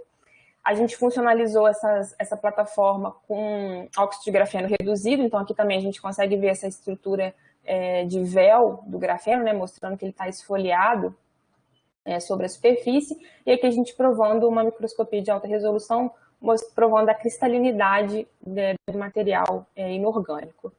E a gente utilizou essa plataforma para detecção de amônia, um outro volátil orgânico. Aqui tem um gráfico mostrando a variação da resposta do material antes e após a exposição, né, esse delta de variação, e a gente vê que realmente por causa do sinergismo de propriedades entre a nanofibra e o grafeno que a gente consegue detecção. Então, novamente aqui, a gente tem a formação de uma heterojunção PN, que vai facilitar essa transferência eletrônica, permitindo a detecção. Então, aqui são os gráficos das medidas elétricas que a gente adquiriu. Então, aqui a gente tem que o sensor responde rapidamente, em apenas 17 segundos, a gente tem a variação da resposta elétrica. A gente conseguiu um limite de detecção de 44 ppb de amônia, e aqui é mostrando o reuso, né, as medidas em ciclo. Então, a gente injeta amônia, o sensor responde rapidamente, a gente mantém a amônia, ele se mantém estável, né, o sinal de detecção, e quando a gente retira a amônia, ele volta para a linha base, e isso está aqui mostrado por 4 ciclos. E também para provar a seletividade dessa plataforma, a gente expôs o sensor na presença da amônia e de outros interferentes nitrogenados e outros voláteis orgânicos. E aqui a gente vê que o sensor, a medida não tem interferência, né, na presença desses outros compostos. Um outro tipo de sensor que eu trabalhei lá na Embrapa, né, que a Embrapa desenvolve, são esses sensores do tipo de língua eletrônica. E aqui o que acontece? Quando a gente tem uma amostra, que ela é muito utilizada essa técnica principalmente para análise de alimentos, se a gente olhar o histórico do desenvolvimento da língua eletrônica, porque quando a gente tem amostras complexas, né, com mais de um analito aí que a gente quer analisar, a gente pode utilizar a estratégia de utilizar um arranjo de sensores. E aí como é que funciona? Qual é o princípio, né, de funcionamento? O nome língua eletrônica, né, porque se assemelha à própria língua humana. Então, esse conjunto de sensores, cada um deles vai responder de uma forma diferente para os diferentes analitos presentes na amostra. Então, aqui a gente tem as diferentes respostas para cada um dos analitos na presença de cada um desses eletrodos, e depois, por um processamento estatístico, a gente utiliza uma ferramenta estatística para ter um padrão de reconhecimento, né? Uma impressão digital da amostra. Essa aqui é uma foto do sistema de língua eletrônica antigo que eu utilizei na Embrapa, que a Embrapa utilizava, que ainda eram esses eletrodos maiores, que a gente ainda tinha uma necessidade de um volume grande de analito. Só que aí, com o passar do tempo, a gente foi miniaturizando esses eletrodos e hoje a gente consegue trabalhar com apenas gotas das soluções. Isso quando a gente está... É importante que quando a gente utiliza esse sistema de língua eletrônica para análise de contaminantes ambientais, é importante que a gente não gere mais resíduo para o ambiente, né? Então, a gente tem a possibilidade de trabalhar com pequenos volumes. Então, aqui como exemplos de trabalhos de língua eletrônica, a gente tem esse primeiro trabalho aqui, que é o desenvolvimento de compósitos utilizando disulfeto de molibdênio e óxido de grafeno, para análise de uma amostra contendo diferentes tipos de antibióticos. Então, foram preparados filmes só contendo disulfeto de molibdênio, só óxido de grafeno, um compósito na proporção de 3:1 disulfeto de molibdênio e óxido de grafeno, na proporção de 1:1 e na proporção de 1:3. Então, essas foram os eletrodos que foram utilizados. E aqui é a medida de capacitância. Na verdade, são feitas medidas de impedância, né, que elas são decompostas em medidas de resistência e capacitância. Então, aqui a gente tem o gráfico mostrando que, quando a gente utiliza apenas os compostos isolados, a gente tem uma diminuição da capacitância do material. No entanto, quando a gente tem a formação do nanocompósito, a gente aumenta a capacitância do filme, mostrando que sim, que é importante, que o compósito é importante, né, para a melhora da propriedade elétrica, porque a gente tem dois processos aqui, né? A gente tem tanto... Quando a gente faz a formação do complexo, a gente tem uma maior separação entre as folhas desses materiais, né? São todos dois materiais 2D, então a gente consegue aumentar a separação entre as folhas e a gente aumenta a área superficial do material e também aumenta o número de portadores de cargas para interagir com o analito.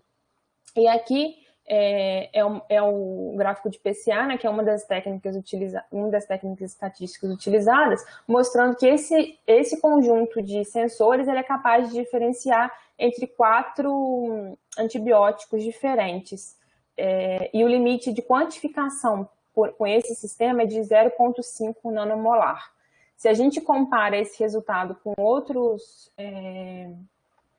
trabalhos reportados na literatura, a gente vê que a língua desenvolvida pela Embrapa tem uma performance muito boa, né, até melhor que muitos sensores comuns que são reportados na literatura, ou colorimétricos ou eletroquímicos, até mesmo biosensores. Aqui é um outro exemplo, e aí faz parte dos trabalhos do doutorado da Kel, né, com nanoiscas de celulose. Aqui é um compósito de nanoisca de celulose, nanopartículas de prata e nanofibras eletrofiadas para detecção, para identificação de diferentes metais pesados. Então, foi uma língua eletrônica composta por um arranjo de 6 eletrodos, né, esses 5 compósitos e um eletrodo em branco, né, sem nenhuma modificação. E aqui são os 2 gráficos de regressão por mínimos quadrados, que é outra técnica na estatística que pode ser empregada para tratamento dos dados, mostrando que esse conjunto de sensores ele é capaz de diferenciar entre diferentes metais pesados, né, íons de metais pesados. Então, aqui a gente tem níquel, cobre, chumbo e cádmio, ou até mesmo se a gente olha em específico para desses contaminantes, e aqui for o chumbo, a gente vê que a gente consegue diferenciar diferentes concentrações do íon de metal pesado. Aqui um último exemplo de língua eletrônica, agora voltada para a parte de alimentos. É uma língua que foi feita utilizando a técnica, os eletrodos foram preparados utilizando a técnica de LBL, utilizando polieletrolitos, polímeros condutores e fitalucianina. Essa foi uma língua microfluídica, também garantindo que uma das vantagens do sistema microfluídico, né, é garantir que a gente trabalhe com pequenos volumes de amostra. E essa língua foi desenvolvida para análise de gliadina, que é uma proteína do glúten. Então, hoje em dia, a gente é bombardeado, né, pelo desenvolvimento de alimentos sem glúten. Então, tem essa demanda por causa da doença celíaca, né? Então, tem essa demanda tanto por novos produtos, como para detecção se realmente aquele produto é sem glúten mesmo, ou se tem algum processo de contaminação. Então, aqui tem o gráfico, né? A gente tem aqui depois o tratamento estatístico, mostrando que essa língua ela é capaz de identificar e separar alimentos que têm a presença de gliadina, ou seja, alimentos com glúten, alimentos que não têm glúten e alimentos sem glúten contaminado. Então, se mostra como uma boa ferramenta para a questão de segurança alimentar. E por último, né, para finalizar, os últimos exemplos que a gente gostaria de mostrar são os trabalhos que vêm sendo desenvolvidos como membrana para o tratamento de água. Hoje em dia, a gente tem uma grande preocupação com a qualidade das nossas águas. A ONU, desde 1993, fundou o Dia Mundial da Água, no intuito principalmente de conscientizar a população dos problemas que a gente tem, né? Os dados estatísticos que a ONU fornece é que 1 em cada 3 pessoas elas vivem sem acesso à água potável em casa, que doenças relacionadas a problemas de consumo de águas não tratadas e baixa condição sanitária mata mais crianças abaixo de 5 anos do que malária, AIDS e sarampo, e que a cada $1 investido em iniciativas, né, para o tratamento de água correspondem a uma economia de 5 a 28 dólares em tratamentos médicos depois que estão associados, né, a doenças relacionadas à contaminação de água. Então, frente a esse cenário, as membranas de nanofibras, devido principalmente à sua área superficial e porosidade, se mostram como uma estratégia muito eficiente para a produção de materiais para adsorção. Então, nesse primeiro exemplo aqui, é uma membrana de nanofibra obtida pela técnica de eletrofiação por sopro. Então, foi uma nanofibra de polimetilmetacrilato e que depois foi uma posterior funcionalização com óxido de grafeno reduzido. A obtenção da manta ela foi dividida em 4 etapas, né? Primeiro teve o processo, a obtenção da fibra pela técnica. O polimetilmetacrilato tem funcionalidade, né, éster, e aí para a adsorção do óxido de grafeno, a gente não tem grupos funcionais suficientes para uma boa interação, para uma adesão do óxido de grafeno na fibra. Então, ao tentar funcionalizar as nanofibras logo após o processo com óxido de grafeno, foi essa imagem que eu obtinha, então eu quase não tinha recobrimento. E aí, então, a estratégia que a gente utilizou foi fazer um tratamento de plasma apenas por 30 segundos. Então, eu tenho a quebra dessa ligação, liberando grupos carboxilatos na superfície da fibra. E aí, são esses grupos carboxilatos que vão interagir com os grupamentos oxigenados do óxido de grafeno, para, então, garantir uma boa adesão, então, que a gente pode ver nessa imagem aqui de microscopia. E uma posterior, terceira etapa, foi feita a redução, porque como o material que a gente interesse de adsorver era um corante, o azul de metileno, que é característico, né, por ter essa estrutura pi, de várias ligações pi aqui estendidas, então, o grafeno reduzido possibilita, então, uma melhor adsorção por interação pi-pi. Então, aqui tem a foto da membrana após cada um dos processos, então só a membrana de PMMA, com o óxido de grafeno reduzido, então a mudança de coloração característica desses dois compostos, e aqui é azulada depois da adsorção. E a gente conseguiu uma eficiência de 92% em 60 minutos de teste, né, para o azul de molibdênio, para o azul de metileno, desculpa. E aqui é comparando, mostrando que realmente a nossa plataforma compósita, ela apresenta uma melhor performance, que está relacionada com as propriedades da nanofibra, então tem área superficial e porosidade, e com essa estrutura pi estendida, possibilitando então uma interação pi-pi com o corante. E um último exemplo, esse é um trabalho que a gente desenvolveu mais recentemente, que aí empregando nanofibras cerâmicas de óxido de silício e óxido de titânio funcionalizadas com disulfeto de molibdênio. Quando a gente tem a produção de fibras cerâmicas contendo óxido de silício, na temperatura que a gente trabalha de calcinação, a gente obtém um silício amorfo e isso confere uma flexibilidade à nanofibra. Então, isso aqui é a membrana já pós-calcinação, então você vê que a gente mantém a flexibilidade. E a vantagem é que essas membranas, elas apresentam uma alta área superficial e uma porosidade muito alta. Então, você pode ver que tem até a formação aqui nessas imagens mais claras da fibra, que são os poros que são formados no interior da fibra. E aí aqui são as imagens de microscopia, tanto de varredura quanto de transmissão, das nanofibras já funcionalizadas com com o disulfeto de molibdênio. Então, aqui tem os EDS, né, mostrando cada um dos constituintes da fibra compósita, e aqui mostrando os aglomerados do disulfeto na superfície da fibra. E a gente utilizou essa plataforma para remoção de chumbo. Então, aqui a gente tem a vantagem das propriedades só da fibra e a presença do enxofre, né, do disulfeto de molibdênio, que vai complexar com o chumbo para poder a adsorção. Então, aqui a gente prova, né, que a plataforma compósita ela é realmente melhor do que a plataforma só de nanofibra cerâmica. Então, a gente aumentando o volume de disulfeto, a gente chega a 96% de adsorção. E aqui é provando também que a gente consegue reusar essa plataforma, mostrando os ciclos de reuso após tratamento da nanofibra com ácido. Então, a gente consegue reutilizar até 5 vezes essa plataforma. Para encerrar, então, como mensagem, queria deixar, né, essa variedade de aplicações que a gente tem com o desenvolvimento de nanomateriais compósitos. Eu queria agradecer, que eu não tive oportunidade, o convite do professor Disseu, a apresentação do Caio, agradecer principalmente o aceite do Daniel de apresentar esses resultados comigo. E agora eu volto a palavra do Daniel, vou interromper aqui a apresentação para o Daniel fazer os agradecimentos dele da apresentação.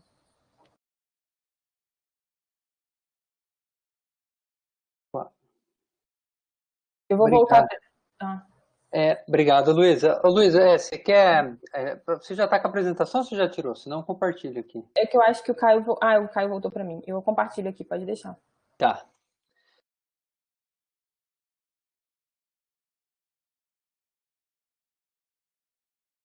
Bom, muito bem, pessoal. Eu gostaria, então, de agradecer mais uma vez ao Instituto de Química, né?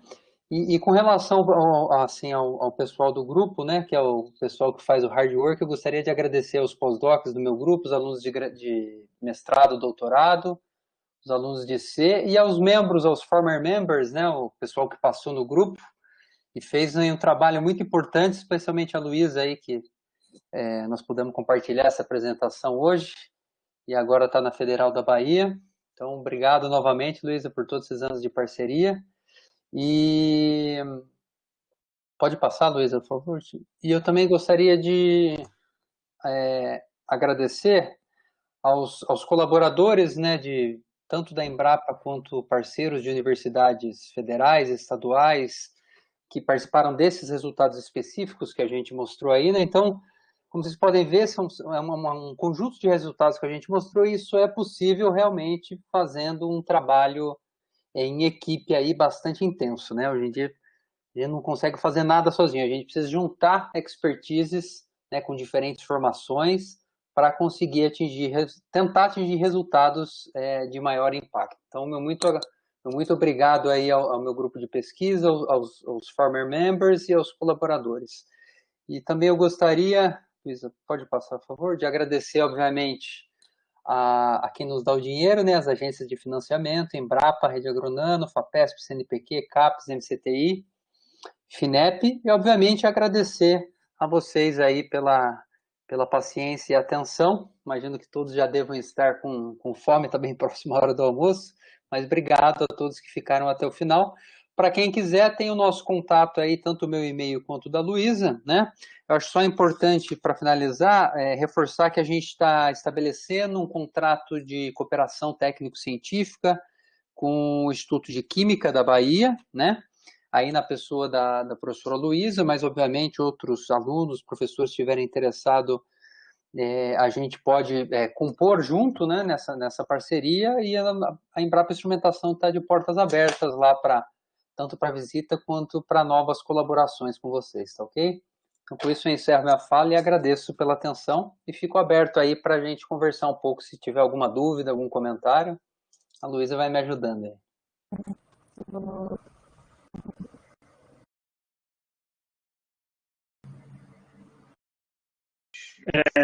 Obrigado, Daniel, e obrigado, Luísa, pelo excelente seminário, excelente palestra combinada.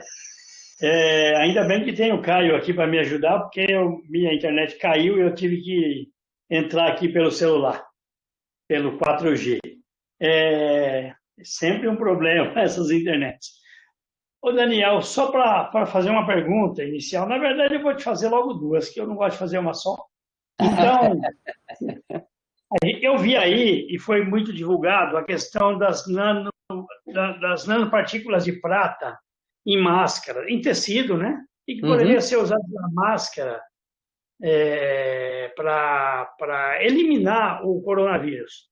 O professor Elson Longo, aí da UFSCar, da USP, né, São Carlos? É da UFSCar, na verdade, agora. Ele era da Unesp, né, e ele está na UFSCar agora.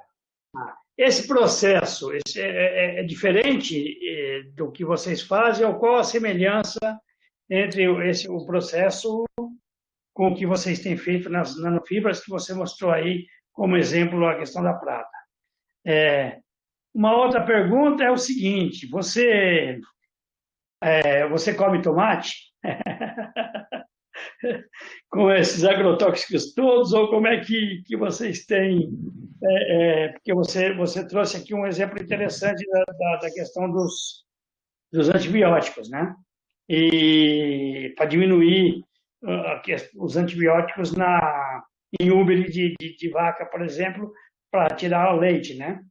É óbvio que o leite contaminado é ruim, mas o uso de muito antibiótico é ruim também, e também muito antibiótico na carne, seja seja carne bovina, ou suína, ou de frango, também é bem complicado. Aí, essa é uma outra pergunta para você, se você tem uma preocupação com os alimentos. Dirceu, acho que cortou para mim. Acho Não que sei. ele caiu. Que você come, né? Eles não aceitam esse teor todo de contaminação. A outra questão vocês têm têm trabalhado junto, têm dado algum suporte para a agricultura familiar, ou só para empresas? Você falou aí de pequenas empresas, ou tem também para a agricultura familiar? Porque, por exemplo, o MST no Rio Grande do Sul, ele é o maior produtor, pelo menos foi como tem sido apontado em reportagens, maior produtor de arroz orgânico do país, ou até da América Latina. Então, como é que... Você viu, eu fiz logo 3 perguntas, né? Para você. Você poderia abordar essas perguntas que eu te fiz? Tá, vamos lá então. Vamos tentar responder uma por vez, né? A deposição do composto de prata aí no tecido é um trabalho bem interessante, né? Foi feito em parceria com a UFSCar, né, na figura do professor Elson Long, e com a empresa aqui de São Carlos também, que é uma spin-off de São Carlos, a Nanox, né? A Nanox é uma empresa que ela tem bastante tradição já no desenvolvimento desses compostos aditivados com prata. Inclusive, nós temos uma parceria, uma colaboração com eles. Tivemos, acho que por 5 anos, deve estar se encerrando agora, mas a gente estava com outro foco, né? Não com esse foco específico. E aí, basicamente, eles desenvolveram um método, né? uma formulação que eu, pessoalmente, não estou muito por dentro, qual que é digamos assim, o processamento para a deposição dessa prata, né? Nos tecidos sem máscaras, né? Então, a rigor, é uma prata que eu acho que, se for a prata que a Nanox trabalha, é uma prata que ela está absorvida em nanopartículas, em partículas inorgânicas, né, mesoporosas. Então, o princípio que a gente desenvolveu naquele trabalho é um pouco diferente, né? Porque a gente está trabalhando com manta de nanofibra, né? Não é um tecido especificamente, e a gente colocou ela dentro de cápsulas poliméricas. Então, quer dizer, a atividade microbicida é a mesma, é a prata, né? Mas o processo de deposição e de encapsulamento, digamos assim, de mobilização da prata é um pouco diferente, tá? Mas, de fato, o sistema que a gente emprega também, você consegue, é possível de se utilizar para a produção de máscaras com essas propriedades bactericidas, né? No caso de vírus, a gente, especificamente lá na Embrapa, nós não chegamos ainda a fazer nenhum ensaio, né? E a Nanox, ela já fez a validação, inclusive com parcerias em laboratórios credenciados, né? Mas no nosso caso, a gente não chegou a trabalhar com vírus ainda. É uma coisa que a gente pretende, né?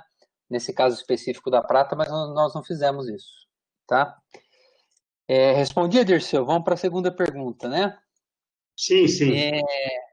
Com relação, então, à parte de alimentos seguros, né, essa é uma preocupação muito grande, Dirceu, ainda mais agora, por conta desse problema que a gente teve com a pandemia, né, essa questão do fornecimento de segurança alimentar, né, ou seja, você fornecer alimentos em quantidade e que sejam seguros, é muito relevante, né?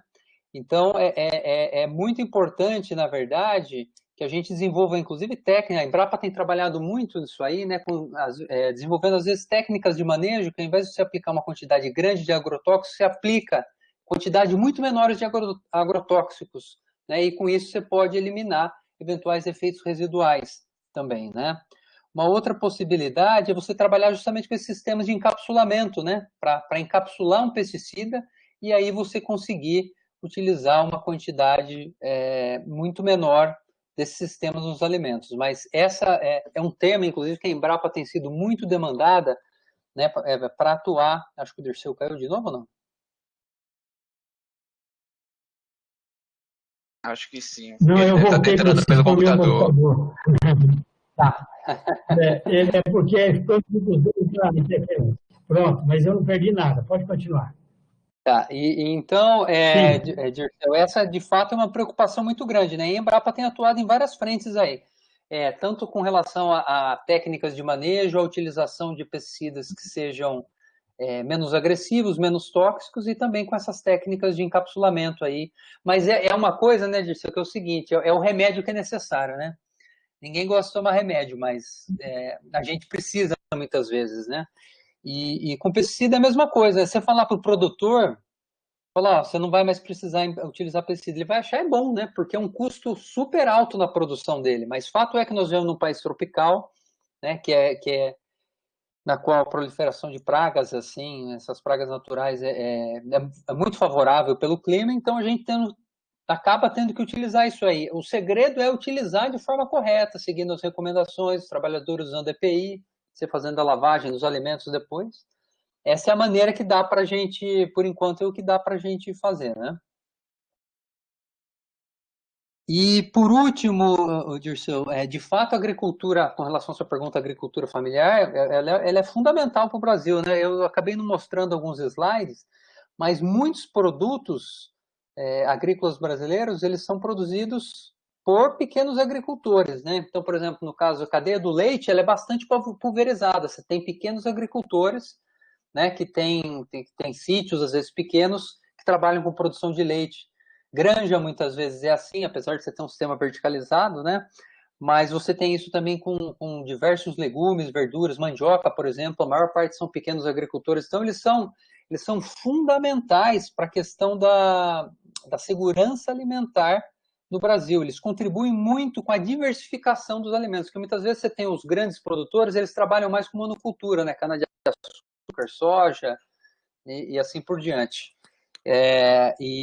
Então a Embrapa ela tem trabalhado muito fortemente com pequenos agricultores, e na nossa unidade a gente tem, inclusive, algumas ações, como, por exemplo, o desenvolvimento de fossa séptica biodigestora para aplicação em pequenas propriedades, e a gente tem trabalhado também com a parte de segurança alimentar, né?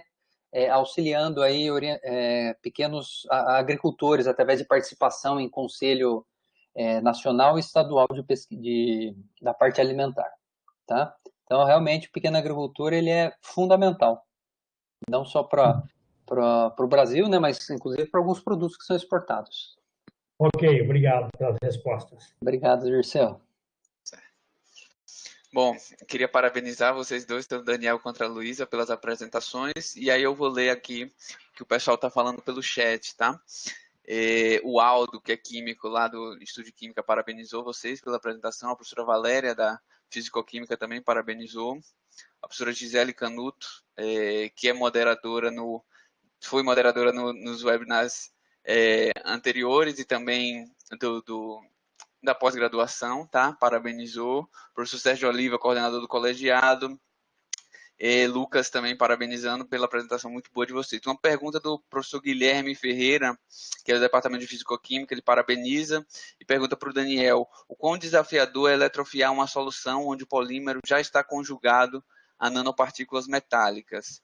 Algum trabalho já feito nesse sentido?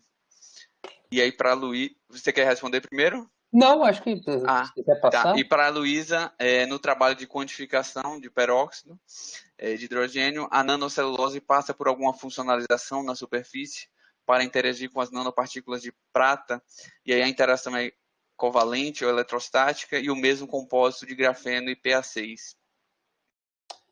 Muito bem. Em relação à eletrofiação, polímero já com nanopartículas metálicas, na verdade isso é possível, a gente já tem feito alguns trabalhos nesse sentido. Aquele trabalho da prata que eu mostrei, não sei se você se lembra, com PCL, que era nanofibra de PCL com nanocápsula de prata, lá dentro a gente tinha também nanopartícula de prata, então era um sistema dual, que você tinha a nanopartícula de prata dentro do bulk e externamente dentro da cápsula, tá? Então é possível sim fazer a fiação, obviamente você tem que muitas vezes fazer ajuste dos parâmetros, mas a vantagem é que essas nanopartículas metálicas, muitas delas são condutoras, então dependendo da quantidade que você coloca, ela pode até facilitar o processo de eletrofiação no sentido de obtenção de fibras mais homogêneas. Se você trabalhar com um material que é muito isolante, às vezes você tem que até colocar alguns tipos de sais para aumentar um pouco a condutividade da solução. Então, com nanopartícula metálica é possível sim, a gente tem feito aí alguns trabalhos. Se tiver mais interesse, Guilherme, eu posso depois te encaminhar. Você tem meu e-mail aqui mostrado no final da apresentação, eu posso lhe encaminhar os artigos, tá ok? Luísa? Se você quiser responder, Daniel. Pode ficar à vontade. Guilherme, nesse trabalho do peróxido, o que a Kel fez foi ela, se eu não me engano, Daniel pode me corrigir se estiver errada, ela sintetizou a nanopartícula de prata já na presença do nanocristal de celulose. Então, o que ela... aí tem uma interação do íon de prata, né, carregado positivamente com os grupamentos carboxilatos presente no nanocristal de celulose. Então, você tem uma interação eletrostática aí do íon de prata com o nanocristal. E aí, foi adicionado um agente redutor, deve ser o sódio boridereto, aí então você tem um processo de redução já da prata na superfície do nanocristal. Então, a interação principal aí, inicial, é a interação eletrostática. No caso das nanofibras de PA6 com grafeno, e aí estende para outros trabalhos também, a funcionalização prioritária é por interação por ligação de hidrogênio. Então, a gente sempre, aí também vai, porque a escolha do polímero, a gente também pensa no que a gente quer funcionalizar. Então, quais são os grupamentos funcionais que esse polímero vai ter e que me permitam uma funcionalização com o outro nanomaterial que a gente está utilizando. Em alguns casos, isso não é possível, então a gente, por exemplo, utilizou o plasma para ter formação de grupos que favorecessem, né, essa funcionalização. E aí, por exemplo, tem alguns casos, como o caso da quitosana, por exemplo, a gente não consegue fiar quitosana, mas às vezes a gente utiliza a quitosana junto, né, com uma blenda polimérica, porque aí tem carga positiva que pode favorecer a interação eletrostática, além da ligação por interação de hidrogênio. Mas basicamente são os dois tipos que a gente utiliza. Ligação covalente, assim, propriamente dita formal mesmo, é só quando a gente vai imobilizar a biomolécula. Se o Daniel quiser complementar ou me corrigir alguma coisa. Tá perfeito, é isso aí, Luísa. Naquele trabalho é isso mesmo. Na verdade, você faz, né, a síntese da prata na presença do nanoesquer de celulose, né? Que ele já funciona também como um estabilizante para o meio, né? Então, é bem nesse sentido aí que a Luísa comentou. A Júlia Seixas, ela parabeniza pela apresentação de vocês e pergunta se existem trabalhos sendo realizados utilizando compósitos com redes metalorgânicas ou polímeros de coordenação em geral, em aplicações como sensores em curso por vocês. Essa é uma coisa, né, Luísa, que a gente até queria ter feito, já iniciado há um tempo atrás, mas nós não conseguimos por conta de agenda, né? Mas, de fato, é uma ideia bastante interessante. Já tem alguns trabalhos na literatura, né, empregando esses sistemas, e eles são bem interessantes para aplicações de sensores. Então, nós pretendemos fazer isso, mas no momento não. A professora Soraya Brandão, do Departamento de Química Geral e Inorgânica, parabeniza o trabalho de vocês, a apresentação, né, achou o trabalho muito interessante. Osaí Sena da Silva pergunta se essa apresentação vai ser disponibilizada posteriormente e através de qual plataforma. Sim, vai ser através do canal do YouTube da diretoria do Instituto de Química, tá? João Vitor Santos Martins, ele pergunta: gostaria de fazer uma pergunta para a professora Luísa. O sensor desenvolvido para a detecção de etileno nas frutas já está em circulação no mercado ou ainda está em fase de testes? E ele parabeniza pela ótima apresentação. Obrigada, João Vitor. O João Vitor é o aluno, meu primeiro aluno de iniciação que vai ser cobaia aqui para trabalhar comigo. E aí, João Vitor, infelizmente eu vou passar essa pergunta para o Daniel, porque ele vai saber te responder melhor em que fase está esse projeto do sensor de etileno. Bom, João Vitor, é o seguinte, esse é um projeto que ele começou já o desenvolvimento dele há alguns anos, né? E nós estamos evoluindo ainda no nível de maturidade da tecnologia, né? Agora, no momento, a gente já desenvolveu, a gente tem a plataforma que está mais ou menos bem estabelecida. A empresa que é parceira, a Ciena, ela já desenvolveu toda a parte de software empregando inteligência artificial para fazer a leitura tanto dos QR Codes, relacionada à parte de rastreabilidade, quanto propriamente da cor do sensor para indicar seu nível de maturação. E agora nós estamos procurando, né, financiamento para fazer a escalabilidade da tecnologia e começar a produção. Então, no momento, ela ainda não se encontra disponível no mercado, tá? esperamos que em breve, com os recursos aí que a gente está correndo atrás, tanto de investidor quanto de financiamento público, ela possa chegar no mercado. Então acompanhe, que eu acho que em algum momento a gente vai conseguir. É uma tarefa difícil você começar, desde a parte da pesquisa até conseguir colocar uma tecnologia no mercado, são muitos desafios a serem vencidos, né?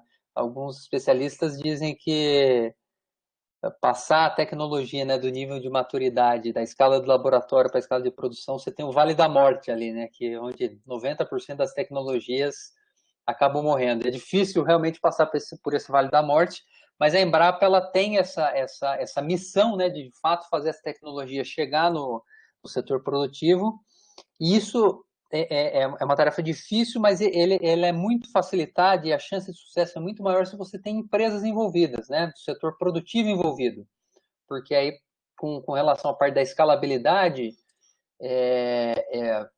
eles são, de fato, players muito importantes para estar atuando junto no projeto, né? Então, às vezes a gente tem uma solução e depois a gente vai procurar o problema, né? Então, quando você inicia uma parceria com a empresa, em geral você tem aquele problema e aí você trabalha para conseguir resolvê-lo e fazer a tecnologia de fato chegar no mercado.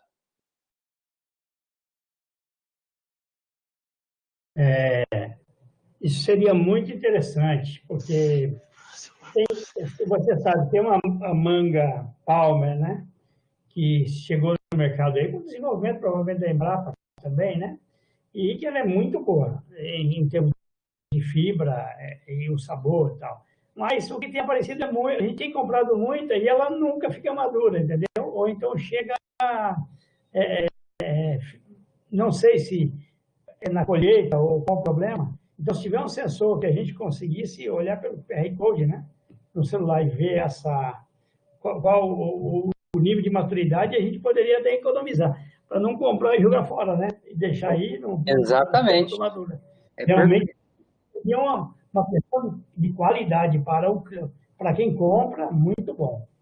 Isso, exatamente, Dirceu. Essa que é a proposta, né? Obviamente, talvez não é um sensor que vai ser empregado para todas as frutas, né? Porque você tem que estar com uma atmosfera mais ou menos controlada, porque você está no ambiente aberto, a etileno vai embora, então tem que ser... A gente vislumbra a aplicação para frutos que vão estar talvez um pouco de valor, um pouco mais valor agregado um pouco maior, como é o caso da manga, né? Que eles estão acondicionados em pequenas caixas, ou se for em caixas grandes também, você vai poder utilizar esse sistema, né? E a ideia é que ele indique justamente o nível de maturação, porque eventualmente a pessoa pode gostar da fruta um pouco mais crocante, né?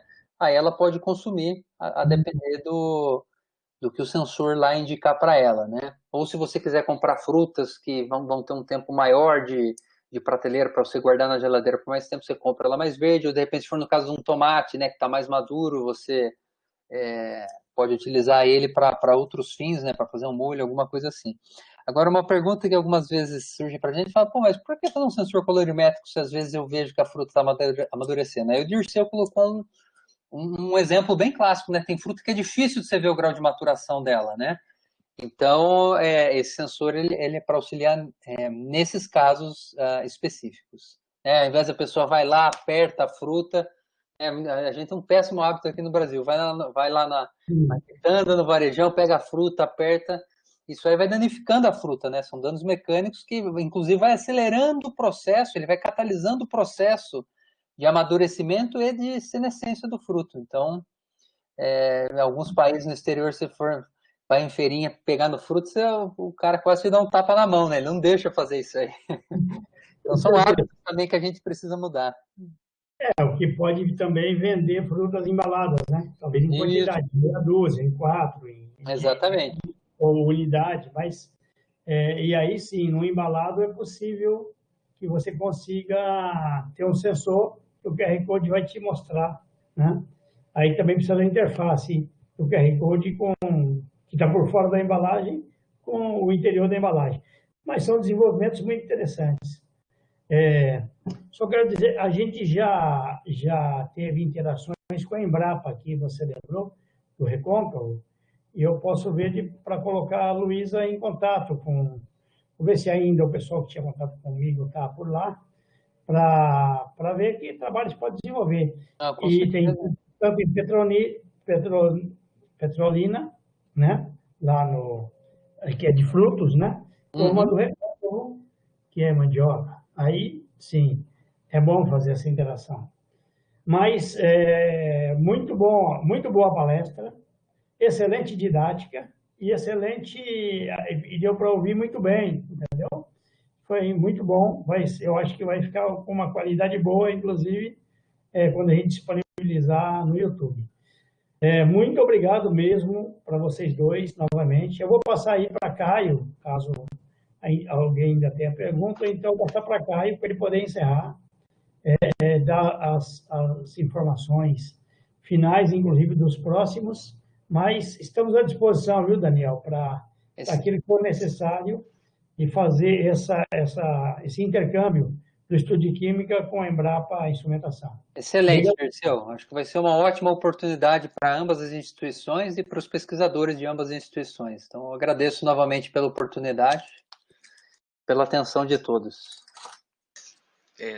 Queria agradecer ao professor Dirceu pelo convite para atuar como moderador aqui hoje. Foi um enorme prazer para mim, e ainda mais que foram duas excelentes apresentações. Queria dizer para todos que as apresentações vão estar no canal do YouTube, tá? Da Diretoria de Química da UFBA, então vocês podem entrar lá e ver as apresentações que já tiveram e, posteriormente, nós vamos estar postando essa de hoje. E na próxima semana, na próxima sexta-feira, nós vamos ter a palestra debate, né, Mulheres na Ciência, com a professora doutora Vanderlan Bolzani, da Unesp, Instituto de Química Araraquara, e a professora Bárbara Carini, do Instituto de Química da UFBA, tá? Vai ser na próxima sexta-feira, 14 de agosto, às 11 horas, tá? Queria agradecer mais uma vez e passar a palavra tanto para o Daniel quanto para a Luísa, para eles finalizarem. Muito obrigado. Bom, Luísa, eu acho que eu já falei, já agradeci. Se você quiser finalizar, então.